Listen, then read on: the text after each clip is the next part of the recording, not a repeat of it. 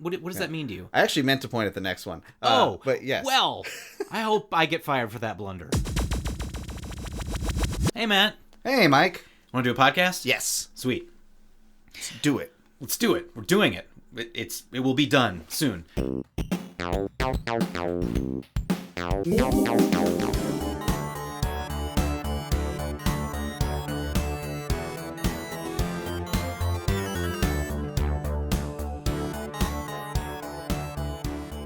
Welcome to Hacking the Grepson. It's great to be doing another podcast. I think this is number 35. Did you think that we would make it to episode 35? Be honest, Matt. No. Okay. No, I will not be honest. Yes, I thought no. No, I didn't. I'm genuinely surprised that we had this much to talk about. Yeah, and that we haven't imploded due to personal insecurities or something. And to our listener, hello. Yes. Hi, Mom.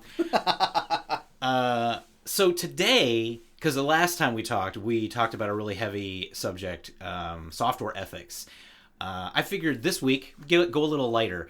There's an article that we want to go over called Uncovering Your Code's House. Now, Matt, you came to this article in some way when you were doing something, so I'm curious, why did you come around this article and why did you want to delve into it? So the bulk of my career has been doing software architecture, and I've always been interested in how software is architected and how it's put together and different ways of thinking about problem solving and all that. So I was having a discussion with somebody online. I genuinely don't remember who. That wasn't me? Wasn't. I think it may have been on Reddit, actually, so it wasn't a discussion. It was probably an argument then.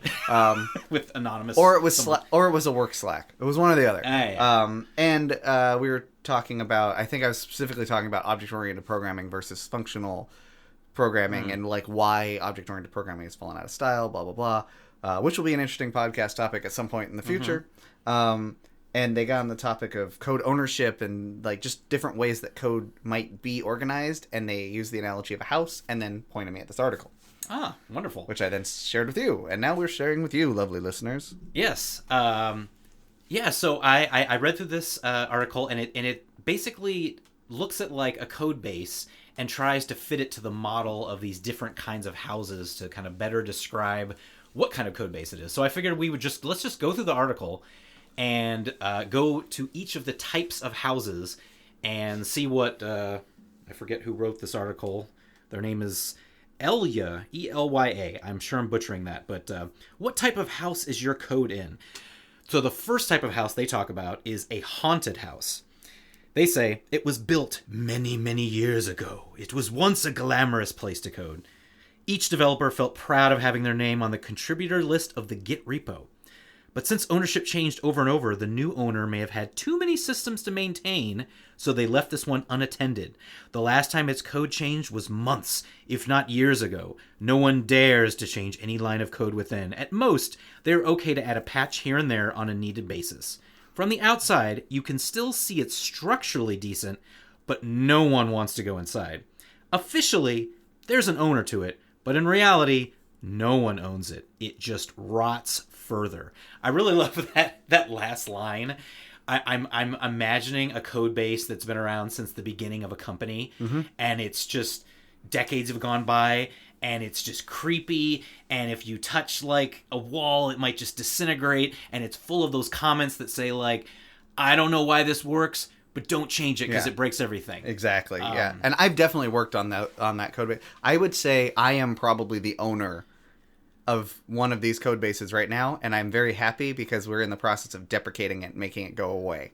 So you're bulldozing the haunted house down. Yeah. Okay. I think this is a very, very common type of house to have your code in. I mean, to be honest, it feels like, is this not the inevitability of any code base if it goes on long enough? Like, this is commonly what it ends up as? Commonly, yes. I don't think it's inevitable. As long as you're being proactive about maintaining your code and keeping it in a maintainable fashion, refactoring occasionally, which undoubtedly is the specific thing I was talking about when they sent me this article, because I'm a big fan of refactoring. Take care of that technical debt. Yes. Then you can avoid the haunted house. Yeah.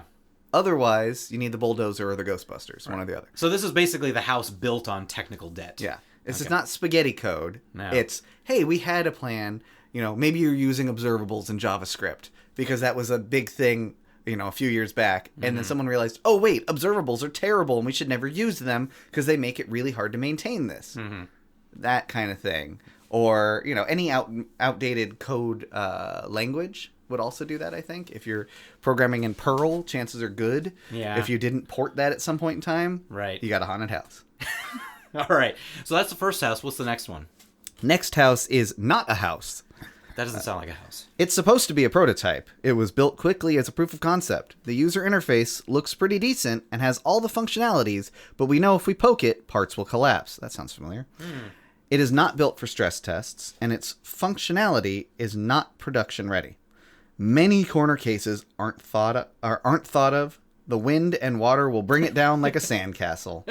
At times, it may seem temporarily usable, like a tent. But it won't last for long. It doesn't scale and is not extensible. There's no foundation. The business owner asked us to ship it, but we know once it ships, it won't be sustainable. Don't give in. Build proper foundations. So is this basically the new Bing AI chat? Maybe, actually. Okay. It's definitely not uncommon in the industry to have the product people say, no, we need to ship this. And the engineers be like, it's not ready. Yeah. And they say, but it works. No, it looks like it works. That's why you never build a real GUI first. I mean, is this like an MVP that goes to production? I would say it's worse than that, because an MVP, by definition, is supposed to be viable. That's the V, in which case you're supposed to be able to add on to it and be able to keep, make it better, add the functionality, but it's supposed to have a solid foundation. This is... I used to give a talk quarterly at work as part of our planning, and one of the things I talked about frequently actually used a tent as an analogy when talking about code runway, and it was how you want to lay the foundations of things, and I'm mixing metaphors here, but I drew the analogy of you could build an outhouse and then build a house onto that, or you could do this, or you could set up a tent real quick and dig a hole in the ground. And one of those is a prototype, which is the tent in the hole. It was like, yeah, you could live here. And one of them has some structure to it. If you built a 1-bedroom house and then continue to add on to that house, that could be stable. That's more like an MVP. If you dig a hole... It's not a house. And set a tent up next to it, you are never going to turn that into a house. This reminds me a lot of that. Yes, I like that. Most code I've worked on, honestly, has fallen under this, of the like, hey, we came up with this cool prototype, check it out. Right. Ship it. And then you're stuck with it for life. Right, yeah. I mean, I'm able to pee into that hole. Like, what's wrong with it? Yeah. Okay, the next one is the Longhouse. There's a type of house on the island of Borneo called the Longhouse. The entire village lives inside, and on the article you can see this picture of this very, very long house. As an introvert, I hate this. Yes. There are no clear partitions or boundaries separating the residents. It's all one big family. Imagine a one-room, very long house. This can happen with code too. Some code is stored in the same repo. Everything got thrown into that repo with no clear boundaries. The main owner may be a lead, just like the head of the village. Since there's no boundaries, there's no clear code structure within. Any of the code can be anywhere. It's hard to follow. There are some arbitrary boundaries, but no real concrete ones. Also, there may be unspoken virtual boundaries that depend on mutual understanding by everyone, but there's no safety net to prevent trespassing on different parts of the code. As developers come and go, those boundaries are all mixed up. Now, traditionally, for a small project, this may be okay, but it shouldn't be scaled in modern architecture. We have longhouses today in modern society, i.e. terrace houses, but they have clear boundaries with walls and clear ownership of which house belongs to who. Our code bases should have the same. So apparently a terrace house is kind of like a townhouse. I have never heard the term terrace house I before. haven't either, so I'm not really familiar. But I mean, just looking at the picture of the long house, of like essentially, it looks like a mobile home, except super long. Yeah. It's basically the open office format. Yeah, like for your code. Instead of everybody sitting with no walls, you get to live with no walls. And in this case, you get to code with no walls. It's a mono repo that is done poorly. You Right. can build a monorepo that is structurally sound and is got clear dividing lines, and I guess is what they call it, terrace houses. Mm-hmm. But every monorepo I've ever worked in or seen is not that. It very much is the longhouse. Right. Well, and when I think of this, I just think of like the 500 line scripts.js spaghetti code thing. It's like it's the opposite of object oriented programming. Yeah. It is just one long file with all of the functionality, and multiple people may have like, oh, we need a new function for that, so they just kind of shove it in between the other functions, and every function is butting up against every other function. So it's like, the longer you go, the longer the house gets, the more unmaintainable and understandable the code is. That's interesting. I was thinking about it from a repository perspective, but you were thinking about specifically a piece of code, and both of those absolutely work for this. Yeah. Absolutely right. Yeah, the utilities class, right? Yes. That people build, which is a violation of what object-oriented programming is supposed to be. Right. Where it's like, I don't know, I just need a place to put all these things. Right. That's this. Yeah, and I will admit, as I've admitted many times on the podcast, that because so much of the coding I do is like a one-person personal project, I fall prey to the longhouse a lot. But I've never had a house structure to put it around, and now it really puts it in stark relief to see it that way. So anyway, next house. All right. The next house is the nonsensical house. Great picture for this one. There's by a the way. picture. I don't know what that is, but my guess is it's the Winchester Mystery That's House. exactly what I was thinking. Yeah. Yes. It looks like that. It's just stuff built on top of itself, like Yes. nonsensically, as the Yes. name suggests. So what it says about this. The house above might be one of the craziest houses I have ever seen. Its foundation is strong, but the higher structure is junk. Each layer gets crazier and more unsustainable as it goes up. It's rare for a house, probably only one of a billion houses, to be built like this, but that's common in many code bases. When the project started, everything was carefully planned and architected. But as we built feature upon feature, there's no time for refactoring. We need to build and release it. It's like sprint 1, sprint 2, sprint 3, release, release, release. The refactor can wait another day that never arrives. It's like what the folks below are doing, and you got two men building a brick wall, and at the bottom it looks like a normal brick wall where the bricks are all parallel to each other, and as it goes up, they just get all out of whack. Mm-hmm. It says, "Just keep coding. We can always fix it later." Sometimes we intend to architect well, but we have multiple architectural ideas competing against one another. There's no clear indication of which one is better. Hence, we may end up with both architectures within one code base. And then there's a picture. It says a few architects on one software, and you've got just some weird stuff going on with some stairs there. Yeah. It may look decent from a quick look at it, but it is technically confusing, impractical, and results in poor performance. If each architecture is applied to different code bases, each would work perfectly, but some can't be combined. This saying is so true. Two cooks spoil the soup. I've only heard that too many cooks spoil the broth, not just two, but I guess it's just a variation on that. Either way, Yeah. This seems very similar to Haunted House to me.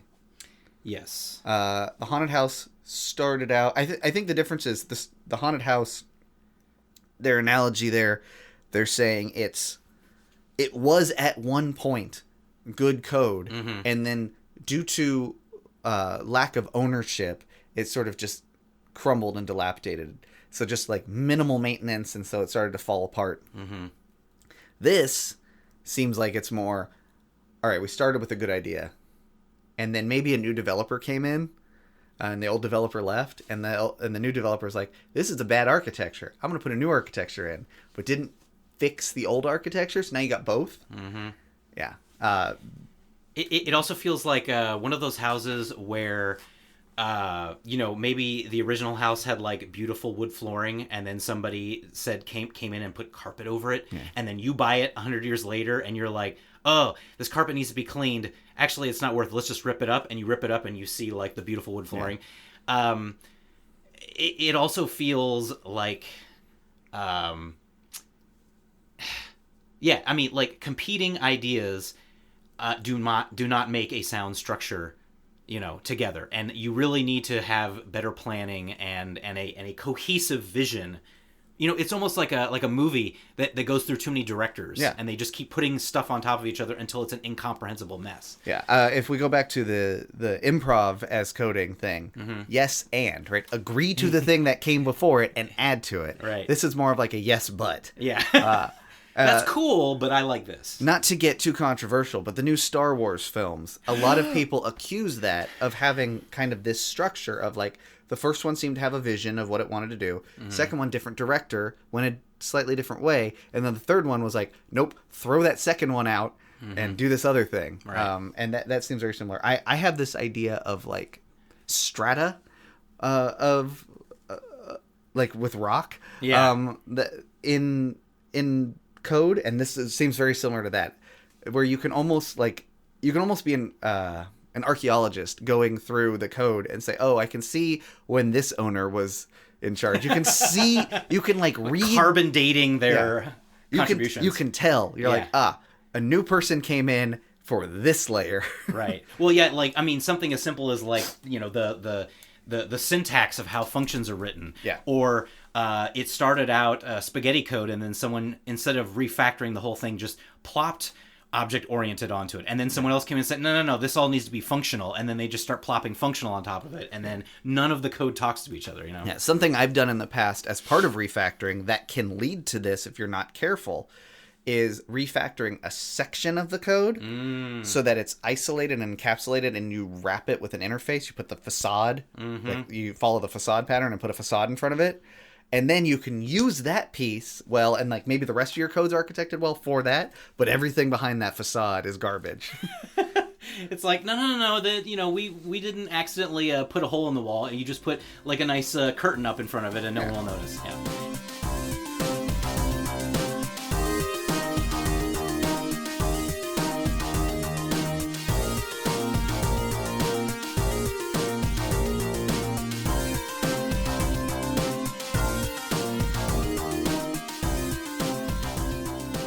Okay, what's the next house? Houses with messy surroundings. Okay, this is not about the house itself. It's about its surroundings. They are either covered with bushy weeds or messy items that block the entrance. The house itself may be decent, but causes doubt when looking at the outside.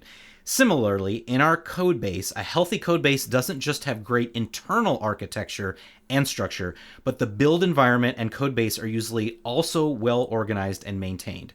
The CI/CD process is properly set up. It's even better because most of it is automated with proper documentation, etc. We don't want to mow our lawn every day, right? No, we buy an automatic lawnmower.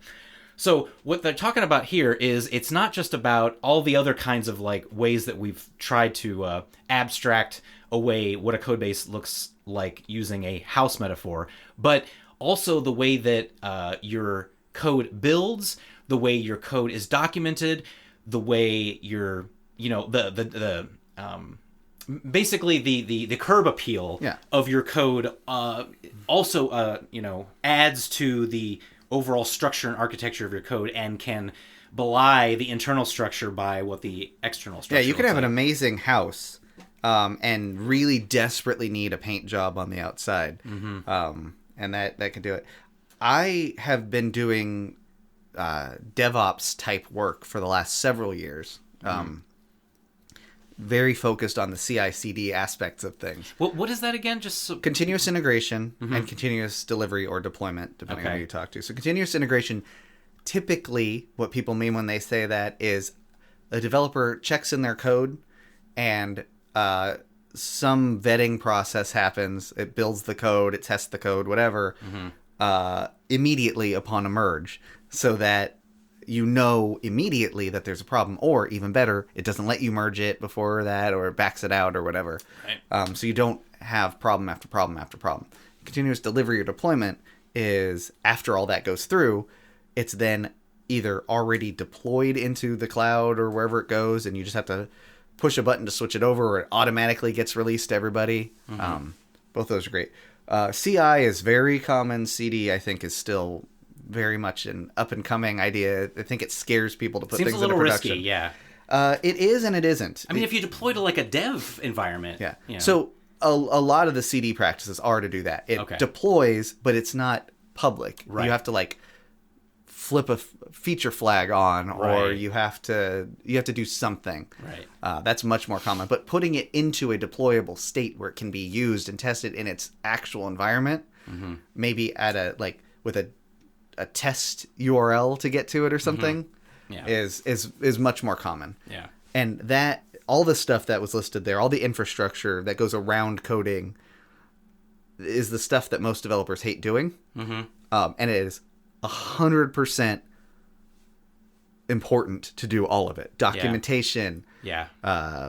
CI/CD, proper build, readmes, all that stuff. Even just having your repo organized in a way where you can figure out where things are. Yeah. All of those are so important. Yeah. And so overlooked by most developers. Right. So to like bring it back around to this house metaphor, I mean, it's important obviously to have like, good insulation, good, the material that's used to build your house, that it's, properly, like it has blueprints and they're followed and they make sense and all that kind of stuff. But it also matters, like I said, the curb appeal, what the paint job looks like, what the driveway up to your house is, whether it's easily findable on a map, all that kind of stuff that like leads you into the code. Yeah. Is just as important as the code inside working. I actually have a theory about why code often ends up in this kind of state that I think I can find an analogy quite easily with the houses. Okay. Which is, I